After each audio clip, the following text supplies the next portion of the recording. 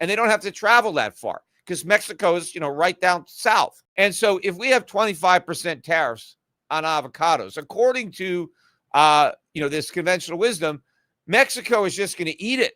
They're just going to reduce the price of their avocados by 25%. No, they're not. I mean, if avocados should be 25% cheaper, they would already be cheaper. There's a competitive market. The prices are what the prices are.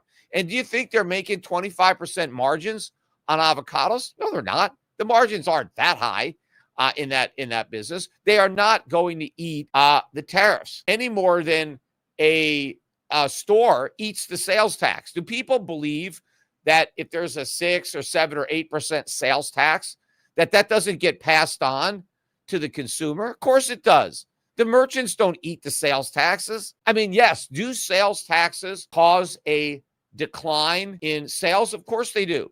People don't have an unlimited amount of money. And so if prices are higher for any good, people are going to buy less of that good. And so the stores don't say, well, I can't pass on this sales tax to my customers because I'm going to sell less stuff. No, they just pass it on.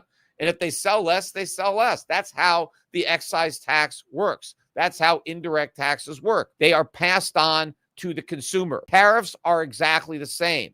They are passed on to the consumer.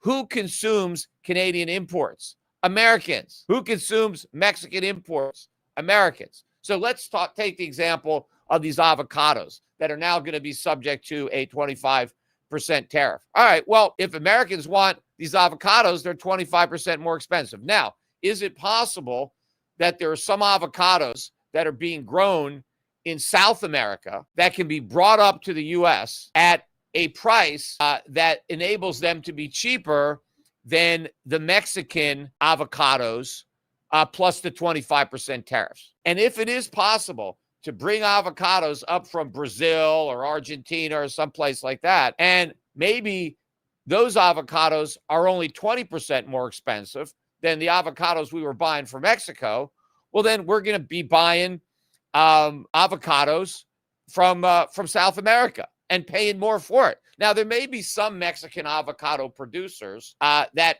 can sell their avocados and only, and eat 5%. Maybe the most efficient farmers in Mexico are going to continue to supply some avocados into the U.S. market and make a little bit less money than they were making before. But Mexico isn't going to stop producing avocados, right?